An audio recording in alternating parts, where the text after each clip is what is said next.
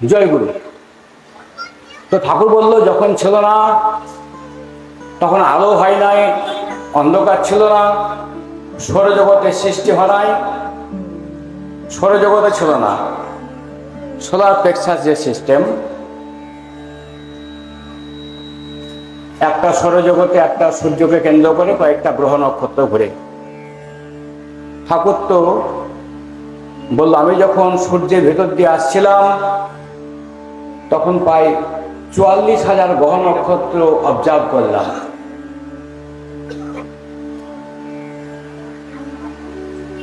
কয়েক লাখ সূর্য একটা বৃহত্তর সূর্যকে কেন্দ্র করে ঘুরছিল। তাহলে দেখুন, বিজ্ঞান মাত্র একটা সৌরজগৎ ঠিকঠাক আবিষ্কার করতে পারেনি, আর ঠাকুর কিন্তু অনন্ত সৌরজগতের কথা বলল। আর বলল, তখন অন্ধকারের সৃষ্টি হয় নাই, আলোর সৃষ্টি, আলো ছিল না, শুধু আমি ছিলাম, আমি তিনি। তাই এ থেকে পরিষ্কার বুঝতে পারি যে তিনি নর রূপে কোনো ভগবান ছিল না। আমরা পাঠ্যান্ত পাঠ করি, চিদ্রূপেণ পরিব্যাপ্তাং তৈলোক্যং সচরাচরম, তিনি অনন্ত কোটি ব্রহ্মাণ্ডে পরিব্যাপ্ত হয়ে আছে। তাহলে তিনি নিরাকার, এটা বাস্তব সত্য। ঈশ্বরের যে আমরা সাকার মূর্তি দেখি, সেটা যখন যখন তিনি ইচ্ছা করেন যে মানুষের তন্মাশ্রিতম হব, মানুষের শরীর ধারণ করে আবির্ভূত হব, তখন তাকে আমরা পাই। তার বাইরে কিন্তু তাকে পাওয়ার কোনো আশা নেই। এই এমনতর ভাবে আমরা সৎসঙ্গ জগৎ, মৎস্য কুর্ম কৌল নৃসিংহ বাদ দিলাম, মানুষই শরীরে আমরা 8 বার তাকে পেয়েছি। কেননা ঈশ্বরের চেহারা যদি নিরাকার হয়, সে নিরাকার ঈশ্বরের মূর্ত প্রতীক হচ্ছে পুরুষোত্তম। এ রাম, কৃষ্ণ, বুদ্ধ, যিশু, মোহাম্মদ, চৈতন্য মহাপ্রভু, শ্রীরামকৃষ্ণ, ঠাকুর অনুকূলচন্দ্র, এরা এক এবং অদ্বিতীয়, এদের মধ্যে কোনো ভেদ নেই। একই আবির্ভাব বারবার। ঠাকুর বললেন, ওই পূর্ণিমার চাঁদ যেমন, দ্বিতীয়ার চাঁদ, তৃতীয়ার চাঁদও তেমন এসছেন।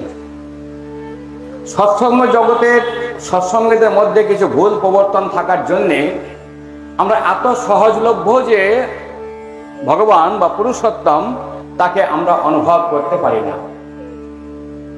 বলবেন কেমন কেমন? ঠাকুর সব পরিষ্কার। একটু আগে আমাদের দাদা বললেন যে সদ্গুরুর প্রত্যেক কথাই মন্ত্র। জানার পরেও আমরা তা ফলো করি না কেন? আমরা বাস্তবে তা করি না কেন? সারাটা দিন সংসার নিয়ে, আজে বাজে নিয়ে আমরা ব্যস্ত থাকি, খুব ভালো থাকি, কিন্তু একটু সামান্য সময় ঈশ্বরের জন্য দেওয়াই যায়, ভাবাই যায়। পুণ্যপুঁথিতে ঠাকুর বললেন যে নিয়ত আমার চিন্তায় আমার সারুক্য লাভ হয়। নিয়ত আমার চিন্তায় আমার সারুক্য লাভ হয়, অর্থাৎ যে আমাকে যেমন চিন্তা করে সে আমাকে তেমনতর ভাবে পায়। আমরা তার কথা মানলাম না, নিজেদের মতো করে আমরা ঠাকুর দেবতা বানিয়ে তাকে উপাসনার বেদিতে বসালাম। লাভ কি হলো? লবডঙ্কা, কিছু হয়নি। কেননা যার অস্তিত্ব বা এক্সিস্টেন্স ছিল, যার সম্পর্কে আমাদের জানা আছে, তাকে একমাত্র আমাদের মানস পথে আমরা নিয়ে আসতে পারি, আজ্ঞা চক্রে আমরা নিয়ে আসতে পারি। তার কথা ভাবতে ভাবতে আমরা তার মতো হয়ে যাই, কিন্তু যার এক্সিস্টেন্স জীবনে ছিল না, তাকে যদি চিন্তা করি তো তার মতো হবো কি করে? আপনার বাড়ির কালী, আমার বাড়ির কালী, মিতার বাড়ির কালী, সুজিতের বাড়ির কালী কিন্তু এক নয়। বিভিন্ন কারিগর বিভিন্ন রকম কালী বানিয়েছে। এই কালীর অস্তিত্ব কোনোদিন ছিল আপনি জানেন? এই সরস্বতীর অস্তিত্ব কোনোদিন ছিল আপনি দেখেছেন? কোন সরস্বতীর চেহারা অরিজিনাল বলুন? কোন কালীর, কোন মা সন্তোষীর, কোন দুর্গার চেহারা অরিজিনাল, যাকে চিন্তা করে তার অন্তরস্থ সম্পদ আমার মধ্যে ইম্পার্ট করবে, সঞ্চারিত হবে? ধ্যানের বিজ্ঞান যদি এটা হয় যে যাকে আমি চিন্তা ভাবনা করব, আজ্ঞাচক্রে যার চিন্তা ভাবনা করব তার মতো আমি হতে থাকবো, তার ইনার যে অ্যাসেট, অন্তর্নিহিত যে সম্পদ আমার মধ্যে সঞ্চারিত হবে, সেই জীবন্ত আদর্শকে এখানেও তো আধ্যাত্মিক সদাচারের কথা আছে। শ্রীকৃষ্ণ একভক্তি বিশেষতার কথা বললেন। ঠাকুর আবার গীতার সেই কথা উদ্ধৃত করে বললেন, সর্বধর্মান পরিত্যাজ্য মামেকাং শরণং ভজ অহং কুয়াংশ পাপেভ্য মুখে শ্যামাসুচ। সব কিছু ত্যাগ করে একমাত্র আমার শরণাগত হবে। আমার মানে এই যে রক্ত মাংস সংকুল আমি এলাম, পুরুষোত্তম, আমার ইনার অ্যাসেট, আমার অন্তর্নিহিত সম্পদ তুমি যদি অর্জন করতে পারো তো তোমার বৈশিষ্ট্য অনুপাতিক তুমি অনুকূল হয়ে যাবে না, কিন্তু বৈশিষ্ট্য অনুপাতিক তুমি হতে পারবে আমার মতো। অনেকটাই আমার সাদৃশ্য, আমার সম্পদ, আমার লক্ষণ তোমার মধ্যে প্রস্ফুটিত হয়ে উঠবে, আর এটাই তোমার ঈশ্বর আত্মীকরণ। আমাদের বোকামি, আমরা ঈশ্বরত্ব পেতে চাই, ঈশ্বর পেতে চাই না। দুটোর মধ্যে একটু ডিফারেন্স আছে। ঈশ্বরত্ব পাওয়া মানে আমি স্বয়ং मैं ভগবান बन जाएगा, আমি ভগবান হয়ে যাব, আমি অনুকাল হয়ে যাব, আমি স্বয়ং শ্রীকৃষ্ণ হয়ে যাব, এ হচ্ছে ঈশ্বরত্ব প্রাপ্তি। আর ঈশ্বরকে আত্মগ্রহণ করতে চাই মানে ঈশ্বরের যে গুণাবলী তা আমার মধ্যে সঞ্চারিত হোক, আমার বৈশিষ্ট্য অনুপাতিক। সব কাজে তুই চোখকে নিবি আমার, মনকে নিবি আমার, কানকে নিবি আমার, হাত দুটে নিবি আমার, দেহটা নিবি আমার, পা দুটে নিবি আমার, এমন তর করে যে ভাবা যায়, তাহলে দেখা যাবে যে আমার সবটা যখন অঙ্গ প্রত্যঙ্গ ঠিক ঠাকুরের মতো, তখন ভাবতে দেখবেন খারাপ কাজে ব্যবহার করতে গেলে মনে হবে ঠিক হচ্ছে না। এই জন্য ঈশ্বরেরই হাত, এই জন্য ঈশ্বরেরই পা, এই জন্য ঈশ্বরেরই অঙ্গ প্রত্যঙ্গ, এই জন্য ঈশ্বরেরই চোখ। একে বলা হয় ঈশ্বর আত্মীকরণ করা। কাজেই স্ব-অস্তিত্বের অনন্ত তত্ত্ব, ঈশ্বর এক এবং অদ্বিতীয়, তিনি এত কিছু হয়েও একই হয়ে আছেন। আর সদ্গুরুর প্রত্যেকটা কথাই যে মন্ত্র, তার একটা ছোট্ট গল্প বলি। দাদারা বললেন গল্প না, ঠাকুরের জীবনে বাস্তব কথা। তখন বাংলাদেশ আর আমাদের ভারতবর্ষ মোটামুটি একটা দুভাগ হবে আর কি। দুভাগ ঠিক যখন গন্ডগোল চলছিল, যখন দুভাগ হবে, তখন ঠাকুরের ওখানে ঠাকুর পাল্লারে বসে আছেন। একটা ছেলে ওপর বাংলা থেকে খুবই কষ্টে, 2 দিন ধরে খাওয়া দাওয়া না করে কষ্টের মধ্যে এসে পাল্লারে দূরে দাঁড়িয়ে আছে। খুব খিদে পেয়েছে, স্নান টান হয়নি, আর মনে মনে ভাবছে ঠাকুর যদি আমাকে একটু ডাকতো খুব ভালো হতো, একটু ডেকে যদি খাওয়াতো।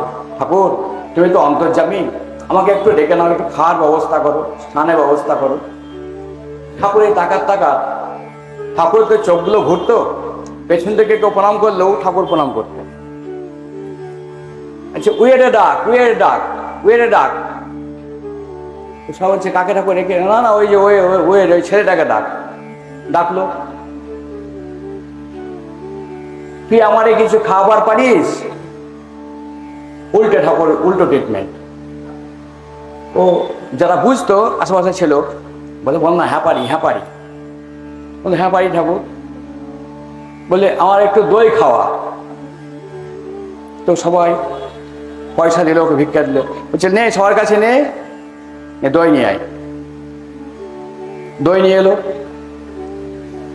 ঠাকুর বলল বড় বউয়ের কাছে দইটা দিয়ে আয়, আর যে দইটা তোর আছে প্রত্যেক কাছে প্রসাদ স্বরূপ বিক্রি করে দে, তারা কিছু পয়সা তোকে দিবে। এই পয়সায় তুই রেগুলার দই নিয়ে এসে দইয়ের ব্যবসা করবি। ও তাই করলো। প্রত্যেকে যা পয়সা দিল, প্রচুর পয়সা উঠলো, দই খাওয়ালো। আর একজনকে বলে এই উয়েরে নিয়ে গিয়ে ভালো করে স্নান টান করিয়ে খাওয়া দাওয়ার ব্যবস্থা করে একটা রুমেও যাতে রেস্ট নেয়। প্রত্যেকদিন তাই করতে লাগলো। আর বললো শোন, প্রতিদিন সকাল 8টার সময় প্রথম যে দইটা সেটা বড় বউয়ের কাছে আমার ভোগ দিয়ে আসবে, তারপর তুই দইয়ের ব্যবসা করবি, প্রত্যেককে দই বিক্রি করবি, দেখবি এতে করে তোর ব্যবসা অনেক ফুলে ফেঁপে উঠবে। প্রথম করতে লাগলো। সেই পয়সায় দইয়ের ব্যবসা করলো। ঠিক 8টার সময় দই পৌঁছে যায়। যখন দইয়ের বিজনেস ভালোভাবে উঠেছে, তখন কিন্তু আস্তে আস্তে 8টা, 8:30, 9টা, 10টা হতে লাগলো। প্রতিদিন ঠাকুর জিজ্ঞাসা করে, এই ও দই পৌঁছে দিয়েছে বড় কাছে? বলে না তো, 12টা বাজে এখনো পৌঁছায়নি। না, এমন করে কেন? হঠাৎ করে একদিন শুনলো যে ট্রেনে তার 2 পা কাটা পড়েছে এবং মারা গেছে। ঠাকুরকে এসে বলা হলো, ঠাকুর আপনি তাকে এত ভালোবাসলেন, তো মারা গেল কেমন করে? বললো কটার সময় এটা ঘটেছে? বললো 7:30টায়। বললো এখন ওর কোথায় থাকার কথা? বললো আমাকে ভোগ না দিয়ে কোথাও তো যাওয়ার কথা না ওর, 8টার সময় বড় বউকে ভোগ দেওয়ার কথা, এমন করলো কেন? বললো প্রথম যেদিন আসে সেদিন আমি দেখলাম যে 2 পা কাটা একটা ছায়ার মতো কিছু যেন দাঁড়িয়ে আছে। পুরুষোত্তমের কীর্তি আচরণ তিনি না বোঝালে বোঝে কোনজন। পুরুষোত্তমের যে কীর্তি আচরণ, তাকে স্টাডি না করলে, তাকে ধ্যান না করলে, তার সম্পদ কিছুটা না অর্জন করলে তা বোঝা যায় না। বললো প্রথম যেদিন এলো সেদিন দেখলাম যে 2 পা কাটা একটা ছায়ার মতো দাঁড়িয়ে আছে, আর দেখলাম ঘোষের যাবতীয় বৈশিষ্ট্য ওই ছেলেটার মধ্যে আছে। ওকে দিয়ে খুব ভালো দই, মিষ্টি এসবগুলো হতে পারে। তাই এমন নিদান আমি ওকে দিয়েছিলাম যার ভিতর দিয়ে ওর জীবনটা চলতে পারত। ও ইষ্ট নির্দেশ পালন করলো না। তাই সদ্গুরুর প্রত্যেকটা কথায় যদি মন্ত্র হয়, তিনি যা বলে দেবেন নির্দ্বিধায় তা করতে হবে। আমরা সৎসঙ্গীরা তা করি না এবং আমাদের লেজ একটু মোটা সোটা হয়ে যায়। সৎসঙ্গের সবচেয়ে বড় কথাই যেমন আমাকে বিবাহ অধিকারী করছে, আমার লেজ একটু মোটা হয়ে যাচ্ছে। কিন্তু আমি ভাবছি সদা কেউ কেটে আমি একটা কিছু বটে, এত আমার নাম করছে কেন? তো এগুলো মার্ডার করা হয়। কিন্তু এত বেশি তুলান দেওয়া, এত বেশি নাম করা, তার সামনে বিশেষ করে এটা ওয়ান টাইপ অফ মার্ডার, সে আর এগোতে পারে না। কেননা আমি নিজে ভালো করে জানি যে আমি যা কিছু করেছি সব আমার নিজের জন্য, আমি একটাও মানুষের জন্য করিনি। হ্যাঁ, আমি যা করেছি আমি মানুষ হিসাবে তা ভোগ করে তাকে এনজয় করার ভিতর দিয়ে যদি ইষ্টের পথে চলতে পারি, আরও আমার দেখা দেখে আরও 10 জন চলতে পারে, আর তা যদি ভোগ করে এনজয় করে, আমার কোনো আপত্তি নাই তাতে। কেন, এ তো আর নিয়ে পালাবার জিনিস না। সারা জীবন ইট গাঁথবো, এটা একটা প্ল্যান ছিল। একটা আশ্রম বানিয়েছে আমার জন্যেই। কেননা মৃত্যুকালে যে ভাব ধরে ছেড়ে শরীর যায় জীবন, জন্মে আবার তেমন স্থানে ওই ভাবের পথ পাই যখন। মৃত্যুকালে যে চিন্তা ভাবনা গুলো নিয়ে আমি মরবো, ঠিক পরবর্তীকালে আমার তেমন ভাবধারা যে মা বাবার মধ্যে আসবে, আমি সেখানেই জন্মাবো। কেননা আমার ঈশ্বর নিরাকার। যা পড়াশোনা করছিলাম সে নিরাকার ঈশ্বর বিগ ব্যাং তত্ত্বে আমরা পাই যে একটা প্রচন্ড বিস্ফোরণ হলো। ঠাকুর বলছে যে গতি, স্ট্যাগনেশন, একটা মোশন, একটা স্ট্যাগনেশন আর এক্সপেনশন। ওই মোশনটাই এক্সপেনশন। একটা প্রাইম পয়েন্ট থেকে বিস্ফোরণ ঘটলো, আমরা তখন ছিটকে এলাম। এখন বলুন তো, যখন আমরা ছিলাম না, অণুকে ভাঙলে কি পাওয়া যায়? পরমাণু। পরমাণুকে ভাঙলে কি পাওয়া যায়? পরমাণু নিউক্লিয়াস কেন্দ্রকে 7টা অপবৃত্তাকারে ইলেকট্রন কণাগুলো ছোটাছুটি করছে। একটা ইলেকট্রনের সঙ্গে আরেকটা ইলেকট্রনের ধাক্কা লেগে ফোটন তৈরি হচ্ছে। এই ফোটন তার ভর ছিটিয়ে দিচ্ছে। ফোটনের স্থায়িত্বকাল আমরা দেখলাম ঠাকুরের জগতে এসে, 1 সেকেন্ডে 10 লক্ষ ভাগের 1 ভাগ হচ্ছে তার স্থায়িত্বকাল। তা ভর ছিটিয়ে দেয় এবং আলোক তৈরি করে। ইলেকট্রনের সঙ্গে ইলেকট্রনের ধাক্কা লেগে আলোক তৈরি হচ্ছে, আবার ফোটন তৈরি হচ্ছে। ফোটন ভর ছিটিয়ে দিচ্ছে বলেই আমরা ভর এবং ভারের অস্তিত্ব পাই। সেই ফোটনকে ভাঙলে গড পার্টিকেলস বা গ্লুয়ন বা ঈশ্বর কণা আমরা পাই। সেই ঈশ্বর কণা এত ছোট, এত ক্ষুদ্র যে পোস্ত দানার কয়েক লক্ষ ভাগের 1 ভাগ। এই যে আমি আত্মা, আমি একটা গ্লুয়ন বা গড পার্টিকেলস। তাই আমার গড পার্টিকেলস কোন সংস্কারে সংস্কৃত তা আমার জানা নাই বলেই আমি বুঝতে পারি না যে কালকে আমার হাতটা ভাঙবে কি ভাঙবে না, পাটা ভাঙবে কি ভাঙবে না, কি আমার মৃত্যু হবে কি হবে না, আমরা বুঝতে পারি না। গড পার্টিকেলস প্রথম যেদিন আমি ঈশ্বর থেকে বিচ্ছুরিত হয়েছিলাম, তখন কিমি ছিলাম, প্রজাপতি ছিলাম, বহু রকম কীটপতঙ্গ ছিলাম। এই লক্ষ লক্ষ জনের উপভোগের ভেতর দিয়ে আজকের আপনি হয়েছেন। বহু ছন্দে ছন্দায়িত হতে হতে আজকের আপনি মানুষ হয়েছেন, এবং আপনি এতই বিশেষ যে আপনি হারিয়ে গেলে আপনার মতো একজন কোথাও আর পাওয়া যাবে না। যার জন্য বোঝা যায় যে ঈশ্বর এক এবং অদ্বিতীয়, কেননা তার প্রত্যেকটা সৃষ্টি, প্রত্যেকটা creation, every creation is separate. এত মেকানিজম। তাহলে সেই আমি যখন যা হয়েছিলাম, সেই কিমি, অ্যামিবা, ব্যাকটেরিয়া, ফাজ, গন্ডার, বাঘ, ভাল্লুক, তখন বহু পাপ করেছি। এই সব পাপ এখনো শেষ হয়ে যায়নি। নাহলে অ্যাক্সিডেন্ট কেন? নাহলে মায়ের কোল থেকে বাচ্চাটা পড়ে গিয়ে ডাম্পা চাপা পড়ছে কেন? এই জন্মান্তর ধরে পাপ কিন্তু আমরা বহন করছি। সেই পাপের সংস্কার আছে বলেই আপনি জানেন না আপনি কখন হেঁচট খেয়ে পড়বেন। আপনি জানেন না রাত্রি 1টার সময় একটা এত বড় সাইজের রসগোল্লা আপনাকে কেউ খাওয়াবে, তাই না? হঠাৎ করে কিছু হয়ে যাচ্ছে তা কিন্তু না, এর কারণ আছে, প্রত্যেকটা কারণ আছে। কিন্তু ধ্যানের বিজ্ঞান পড়াশোনা করলাম, ঠাকুর নিয়ত তার চিন্তা করতে বলল, তারপরেও আমাদের 5 মিনিট বসার সময় হয় না। আজ্ঞা চক্রে আমাদের মনটা লাগিয়ে রাখার মতো সময় হয় না। লেগে থাকা মানে একটা বিন্দুতে আমি কতক্ষণ লেগে থাকলাম, কতক্ষণ তাকে ধ্যান করছি, পাচ্ছি না। মনটা এদিকে ছুটছে, ওদিকে ছুটছে, পেছন দিকে ছুটছে, বহু দিকে ছুটছে, আর সব পেতে চাই। মানে ঠাকুর বললো কি পাও? মানে করো এবং পাও। বিহিত করার ভেতর দিয়ে তুমি যা হয়ে উঠতে চাও ঈশ্বর তাই মঞ্জুর করবে, কিন্তু বিহিত ভাবে না করলে ঈশ্বর তা মঞ্জুর করে না। আর যে ঈশ্বরের লোক মহাপ্রলয়েও সে রক্ষা পায়। I am the person, I am ED, CBI and Yamraj verified person. ইষ্ট লাগি কর্ম করা, সেই তো জীবন পুণ্যে ভরা। কেননা কোনো মানুষের ছল চাতুরি করে কোনো পয়সা করি নিজে আত্মসাৎ করার জন্য কোনদিন নেয়নি। জঘন্যতর হোক না কর্ম, ইষ্টকর্ম লাগি, তাও যদি হয় বরেণ্য, সেই তো দীপ্তযোগী। ঈশ্বরের কাছে সৎ অসৎ সব সমান। ডাবের জল, চোর ডাকাত, গুন্ডা বদমাই, সাধু সজ্জন সবার কাছে সমান। আগুন তার ক্যারেক্টার কখনো ম্যান টু ম্যান ভ্যারি করে না, মাটি তার ক্যারেক্টার কখনো চেঞ্জ করে না, বাতাস তার ক্যারেক্টার কখনো চেঞ্জ করে না।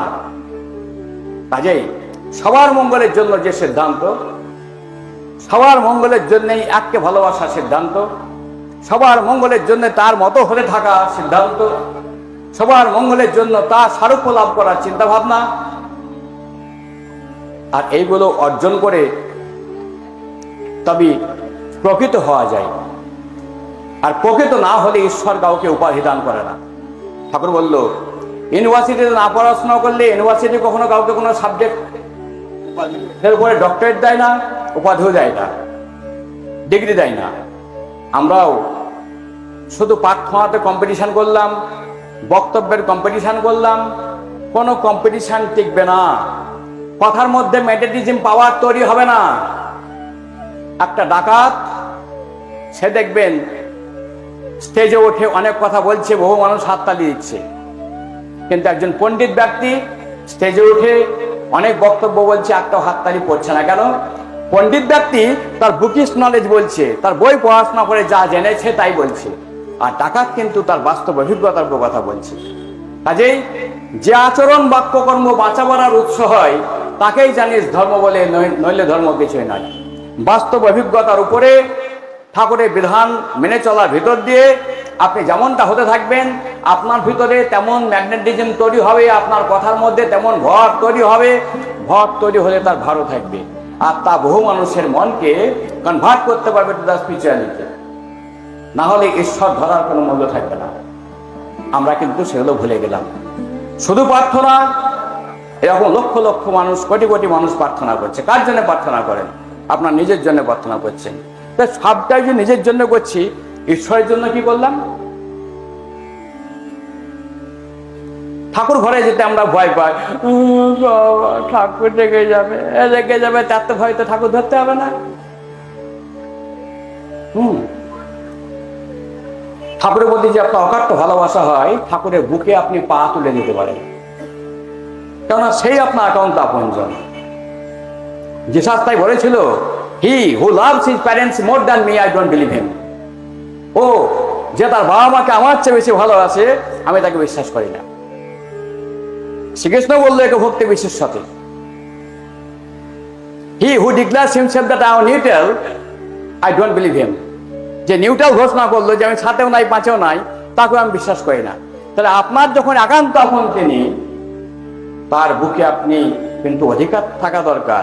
শুধু শুধু বুকে পা তুলে দিলেন, আগে দেখতে হবে যে সত্যি সত্যি আমি বাচ্চা তার হয়েছি তো, আমি তার সন্তান হতে পারলাম তো, আমি রেগুলার তাকে মানসিকভাবে 2-4 বার চুমু খাই তো, তাকে হাত পা টিপে দেই তো, কোথাও যাই যখন তখন প্রণাম করে তার গালে 2টো চুমু খাই তো। এগুলো একটু ভাবতে হয়। করার ভেতর দিয়ে হয়ে ওঠাটা আছে। কৃপা শব্দের অর্থ হচ্ছে করো, হও, পাও। বিহিত করার ভেতর দিয়ে হয়ে না উঠলে হচ্ছে না। তাহলে ঈশ্বরের জন্য কি দরকার? ঈশ্বর যাতে সর্বতভাবে খুশি হয় তাই করা দরকার। কেমন কি করার দরকার? প্রত্যেকটা মানুষকে আর্য সংস্কৃতিতে সংস্কৃত করা। যার জন্য কিন্তু আমি আর্য মহাসভা দলটা তৈরি করেছিলাম। দুঃখের বিষয়, সৎসঙ্গ জগৎ যদি আমার সঙ্গে থাকতো, বহু কিছু করা যায়, কিন্তু আপনারা ঠিক সেভাবে থাকলেন না। হয় তৃণমূলকে ভয়, আর না হয় বিজেপিকে ভয়, কোনো কিছু হারিয়ে ফেলার ভয়। এইসব ভয় আপনাদেরকে গ্রাস করবে। আমি নতুন করে আরেকবার দেখব। তাই আগামী 25শে মে আবার আর্য মহাসভার একটা বড় সভা কৃষ্ণপুরে করছি। আর্য সংস্কৃতি যতক্ষণ পর্যন্ত প্রতিষ্ঠিত না হবে, বর্ণাশ্রম প্রতিষ্ঠিত হওয়ার কোনো জায়গা নেই। আর্য কালচার মানে ঈশ্বরের কালচার, আল্লাহর কালচার, ভগবানের কালচার, খোদার কালচার। স্বয়ং নবী সাহেবও আর্য বংশোদ্ভূত ছিল, স্বয়ং জিসাস আর্য বংশোদ্ভূত ছিল। আমরাও কিন্তু আর্য বংশোদ্ভূত। এই মাথায় সিঁদুর দেওয়া, কপালে টিপ পরা, পায়ে আলতা পরা, শাখা সিঁদুর পরা, এই সবই কিন্তু আর্য কালচার। আর্য কালচার মানুষকে সভ্য করে তোলে। যেখানে অনার্য, যেখানে লম্ফবাজি, ধাপ্পাবাজি, ম্লেচ্ছপনামি, সেখানে দেখবেন যে অনার্যদের প্রাধান্য, তাদের কালচার অনার্য। আজকে হসপিটালে ভিড় কাদের বেশি দেখুন, থানায় ভিড় কাদের বেশি দেখুন, ডাকাতি কারা করছে বেশি দেখুন, খুন যখন কারা বেশি করছে দেখুন। নবী সাহেব কিন্তু এগুলো কোনোদিন করতে পারেনি। ঠাকুর নবী সাহেবকে পান দিল, প্রতিষ্ঠা দিল এবং বললো, আমাদেরকে শেখালো। প্রতিষ্ঠিত তিনি আসেনি, আমাদেরকে শেখালো রসুল পূজা করলে তোদের যার যাবে তা বললো কে? রসুল তোদের সে অবতার, সেটাও তোরা বললিছে। আমরা মুসলমান হয়ে অমুসলমানের কাজ করছি। আবার বহু মুসলমান আছে যারা রিয়াল মুসলমান, যার জন্য দেখবেন রিয়াল মুসলমান আর অমুসলমানের মধ্যে ঝগড়া হবে। যারা ভালো ব্লাডেড ম্যান, রক্ত যাদের ভালো, যারা আর্য বংশোদ্ভূত, যারা আল্লাহর কালচার মানে, যারা খোদার কালচার মানে, তারা এই সমস্ত ম্লেচ্ছ মুসলমানকে কোনোদিন মানবে না, যার জন্য মুসলমান দুটো ভাগে ভাগ হয়ে যাবে। আর আমরা যারা ঈশ্বরকে মানি, সেই আঁককে যারা আমরা মানি, আমরা যদি আর্য সংস্কৃতি আরো সংস্কৃত হই, সমস্ত সমাজ বাঁচবে, বর্ণাশ্রম প্রতিষ্ঠিত হবে, সমাজ থেকে বেকার সমস্যা দূরীকরণ হবে, মেয়েদের ভালো ঘরে বিবাহ হবে। ভালো মানুষ নেই, সব চোর, ডাকাত, গুন্ডা, বদমাইশ, ম্লেচ্ছতে ভর্তি। কেননা আপনারা প্রত্যেকে জানেন, একটা মায়ের উপর নির্ভর করে তার সন্তান কেমন হবে। মা যখন ব্যভিচারী, মা যখন ফেসবুক দেখতে ব্যস্ত, মা যখন ইউটিউব দেখতে ব্যস্ত, মা যখন পুরুষের চেহারা কোনটা কেমন দেখতে ব্যস্ত, আর সেই মায়ের গর্ভে যখন একটা সন্তান আসবে, তখন সে ভালো হবে? এটা আর্য কালচার। ওই জন্য ঠাকুর বলেছিল, স্বামীর প্রতি টান যেমনি সন্তান জীবন পায় তেমনি। স্বামীর যদি শ্রদ্ধার জায়গায় না থাকে, যদি ইয়ারের জায়গায় হয়, সেই ইয়ারের মেয়ের পেটে কোনোদিন ভালো বাচ্চা আসবে না। তাই আর্য সংস্কৃতি শেখাবে অনুলোম বিবাহ কাকে বলে, প্রতিলোম বিবাহ কাকে বলে, কার সঙ্গে কার বিয়ে হলে ভালো সন্তান জন্মাবে, আর যাদেরকে দিয়ে গোটা ভারতবর্ষ তথা গোটা পৃথিবীর পরিবর্তন সম্ভব। তাই সৎসঙ্গ জগতের উচিত নতুন করে আর্য কৃষ্টিকে ধরা, প্রত্যেকটা পরিবারকে আর্য কৃষ্টিতে উদ্বুদ্ধ করে তাদেরকে সদস্য বানানো, এবং আগামী 25 তারিখ এই নিয়ে আপনার সবাইকে অনুরোধ করছি আমি যেতে। যদি কৃষ্ণপুরে যান, খাওয়া থাকার ঈশ্বরের কৃপায় এখনো শরীরটা ভালো আছে, ওটুকু দায়িত্ব আমি নিতে পারবো। সবাই যাবেন, ঠাকুরের কাজ কিছু করুন, ঠাকুর খুশি হোক, তাতে আমাদের লাভ। সবটাই নিজের জন্য করলে হবে না। প্রার্থনা মাসে আপনি নিজের জন্য করেন, স্থুতিতে আপনি নিজের জন্য করেন। স্থুতিতেও গলদ, 95% সৎসঙ্গী ফালতু স্থুতি করে, জেনে রাখুন। হ্যাঁ, অমুক দাদা আমাকে খুব ভালোবাসে, কাজে স্থুতিতে আমি সেখানেই দেব। ঠাকুরের বলা কি, আর আমরা কি করি? আপনি দেখান 81 বছরের লাইফে ঠাকুর জীবনে একটা স্থুতির পয়সা ভেঙেছে, আমাকে দেখান। আমি চ্যালেঞ্জ করলাম, আমিও পড়াশোনা করি, আপনারাও করেন, দেখান যে হ্যাঁ ঠাকুর তার জীবনে একটা পয়সা স্থুতির পয়সা ভেঙেছে। ঠাকুর বলল, এটা আমি কোনো প্রমাণ দিতে পারবো না। কেষ্টদাকে বলেছিল, ও কেষ্টদা দেখবেন নাকি স্থুতি কেমন বিষ? একজন স্থুতি নিয়ে এসছে, সেখান থেকে যান 2 পয়সার মুড়ি নিয়ে আসুন তো। মুড়ি নিয়ে এসছে, একটা কুকুরকে দিয়েছে, কুকুরটা খেয়ে দুপাক ঘুরে একটা আওয়াজ করে পরে মরে গেছে। বলছে, কেষ্টদা স্থুতিতে বিষ, বিষ, এই বিষহরই পারে একমাত্র বিষ হজম করতে। বলছে, কি বলছেন ঠাকুর, স্থুতিতে বিষ? বলছে, কর্মফল। ঠাকুর এই ছোট্ট দেওয়ার বিধান দিয়ে আমাদেরকে জন্ম জন্মান্তরের যে পাপ, ছেলে হারানোর ব্যথা যাতে আমাদেরকে আর পেয়ে না বসে, সন্তান যাতে আমাদেরকে হারাতে না হয়, অসময়ে স্বামী যাতে আমাদেরকে না হারাতে হয়, পরিবারের যাতে অভাব অনটন না থাকে, জন্ম জন্মান্তরের যে পাপ, সে পাপ থেকে বিমুক্তি লাভ করতে পারি, তার জন্য স্থুতি। তাই স্থুতির খরচ করার কোনো বিধান তিনি দিয়ে যাননি। বিভিন্ন খাত তৈরি করেছে, যারা বোদ্ধা, যারা খুব জানতা, যারা সুপিরিয়র নলেজের অধিকারী, হাম্বর এই ভাব আছে, তারা দেখবেন কেউ স্থুতি করে না। আমি দেখলাম আমার জীবন দিয়ে, আমার এলাকায় প্রচুর আছে, তারা প্রচুর জানে ধর্ম, কিন্তু অভাব তাদেরকে কোনদিন ছেড়ে যায়নি, তাদের ফ্যামিলিতে অঘটন কোনদিন ছেড়ে যায়নি।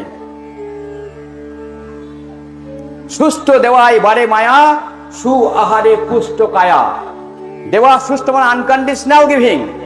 ঈশ্বরকে ভালোবাসার একটাই শর্ত, নিঃশর্তে তাকে ভালোবাসা। সে আনকন্ডিশনাল গিভিং, নিরাশী নির্মম হয়ে তাকে দান। ঠাকুর এই জীবন তোমার, এই আকাশ বাতাস মাটি জল স্থাবর জঙ্গম কীট পতঙ্গ যা কিছু দেখছি সব তোমার, আর ভোগ যা করছি সব তোমার, তুমি এটুকু খাও, নাও প্রভু, এমন তরে ভাবে দেওয়া। সে তো আনন্দ করি ব্রহ্মাণ্ডের মালিক, কি মশাই আপনি তাকে দিয়ে ধন্য করবেন? কিন্তু এই যে দিলাম, তিনি গ্রহণ করলো। ঠাকুর বললো, stuti is not money, stuti is the materialistic fact. এর বাস্তব বিদ্যা। আমরা স্থুতিকে টাকা মনে করলাম। বড় বড় সংস্থা স্থুতির পয়সায় চলে। আপনারা স্থুতি দেন, তাই আপনাদের এত কদর। না দিয়ে দেখুন, আমার ভাই যেমন আপনারা তো কিছু দেন না, আমি তো বড় রসগোল্লা খাওয়াই। আমি ছোট রসগোল্লা হোক আর বড় রসগোল্লা হোক, রাত জাগিয়ে তো উঠাই না খাওয়াই। তো হিম্মত থাকলে পকেট থেকে পয়সা বের করে মানুষের সেবা করতে হবে। হিম্মত থাকলে আনন্দবাজার নিজের খরচায় চালাতে হবে। যদিও ঠাকুর স্থবিতির পরিচিতে আনন্দবাজারের একটা খাত, কৃষ্টিপ্রহরীর একটা খাত, সংগঠনের একটা খাত, ঋত্বিকের একটা খাত যেমন আছে, তেমনি স্থবিতি একটা খরচের খাত আছে। কিন্তু স্থবিতি তো মজা খরচ করা যাচ্ছে না, তার তো খরচের বিধান নাই। অন্যান্য জায়গায় আপনি ঠিকঠাক যদি খরচ করেন, তাতে আপনার খরচা হয়ে যাচ্ছে। তাহলে ইষ্টভীতি কোথায় খরচ করবেন? যদিও আমি একটা পয়সাও কোনোদিন খরচ করি না। আনন্দবাজার নিজে চালাই, আশ্রমের যাবতীয় খরচ বিভাষাধিকারী নিজে করে। ইষ্টভীতি কেন খরচ করা যায় না তার দুটো বাণী দেখুন। বলছে, গুরুর ভিক্ষা আগে দিও, ইষ্টভীতি যারে কয়, হৃদয় ভরা ওই অবদান, যেমন জাগে তেমন জয়। তাহলে ইষ্টভীতি গুরুর ভিক্ষা। আর একটা বাণীতে কি বললো? গুরুর অন্ন যেজন খায়, শকুঞ্জনী সেজন পায়। তাই দেওঘর গিয়ে আপনি কার পয়সা খান? আনন্দবাজারে নিশ্চয়ই ইষ্টভীতির পয়সা। তো শকুঞ্জনী পাওয়ার রাস্তা আমরা তৈরি করে ফেলেছি। ওই জন্যে আমি যখন আশিসদার ওখানে যাই, আমি হিসাব করে যাই যে আমার 100 জন লোক না 130 জন লোক না 140 জন লোক, আমি যা হবে হিসাবে তার চেয়ে 30-40 হাজার টাকা বেশি দিয়ে আসি। কেননা আমার যজমানদেরকে আমি ওই শকুঞ্জনী পাওয়ার রাস্তা তৈরি করব না। তাহলে ইষ্টভীতির পয়সায় কি হবে? আরে মশাই কি হবে তা আপনি দেখার হু আর ইউ? আপনি যে প্রতিনিধিত্ব হয়ে ঈশ্বরের টাকা ভাঙছেন, you are authorised by the god.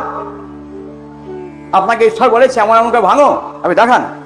যে ঠাকুর তার জীবনে একটা বালাপোষ কিনেছে কোনোদিন ইষ্টভীতি পয়সায়? একটা গামছা কিনেছে কোনোদিন ইষ্টভীতি পয়সায়? মাতব্বররা দাদা খুশি করার জন্যে, পরিবার খুশি করার জন্যে ইষ্টভীতি সেখানে জমা করে। করুক, ফলাফল যা তাই। আই ডোন্ট এক্সপেক্ট ইষ্টভীতি। আমরা ইষ্টভীতি পাওয়ার জন্যে আশ্রম করিনি, ইষ্টভীতি পাওয়ার জন্য আমরা ঈশ্বর সেবা করি না।